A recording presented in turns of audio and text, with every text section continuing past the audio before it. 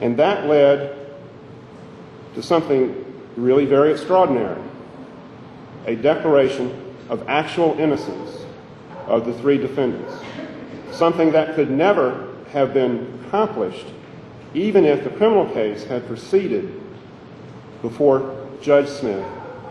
And while we don't know, it seems reasonably clear that one would predict that at the suppression hearing in February, the case would have been dismissed. But it would have been dismissed with no declaration of innocence.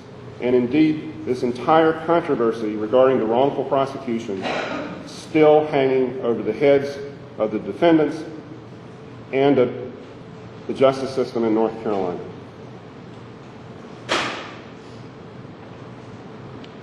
So perhaps that was the good thing that happened, if one can find much of anything good out of this situation. But the fact that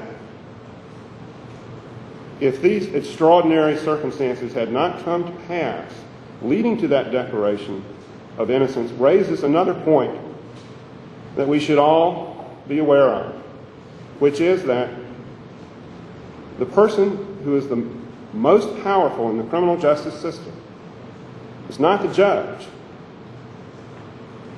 and except at the end of the process, it's not the jury, it's the prosecutor who makes the charging decision to start with. The prosecutor, as any defense lawyer will tell you, is imbued with an aura that if he says it's so, it must be so. And even with all of the constitutional rights that are afforded criminal defendants, the prosecutor, merely by asserting a charge against defendants, already has a leg up. And when that power is abused, as it was here, it puts constitutional rights in jeopardy. We have a justice system, but the justice system only works if the people who participate in it are people of good faith and respect those rights. And Mr. Nifong, it must be said, for whatever reason, it does appear to us to be out of self-interest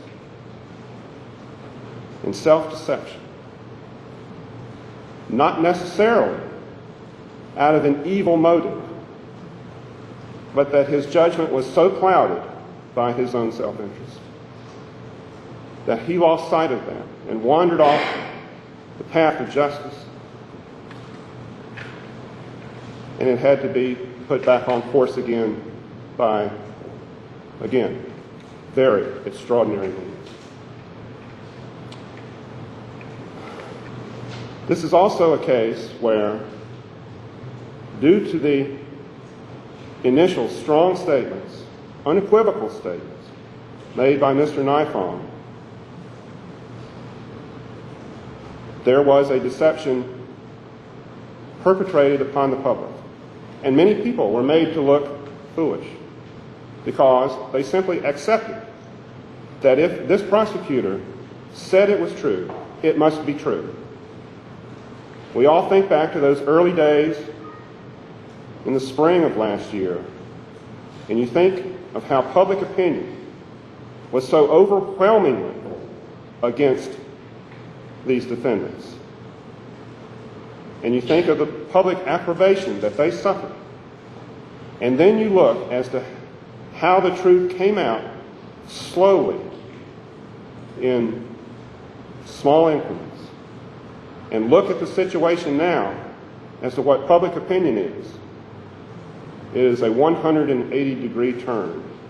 And those who made a rush to judgment based upon an unquestioning faith in what a prosecutor had told them were made to look foolish. And many still do look foolish.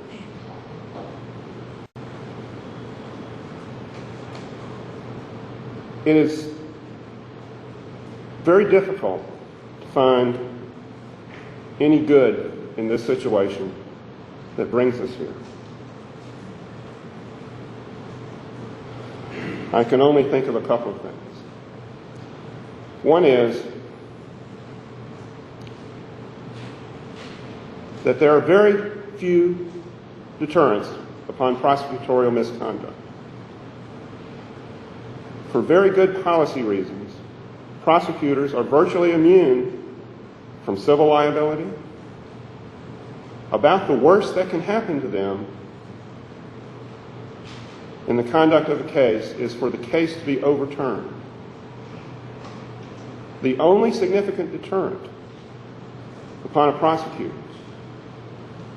is the possibility of disciplinary sanction.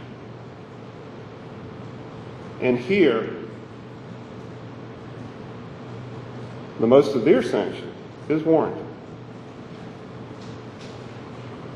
I want to briefly address a matter that was actually included in Mr. Nifong's initial response to the State Bar grievance, which was to the effect that the word on the street was that the State Bar was out to get a prosecutor, and citing a couple of well-publicized cases in recent years involving prosecutors where it was widely perceived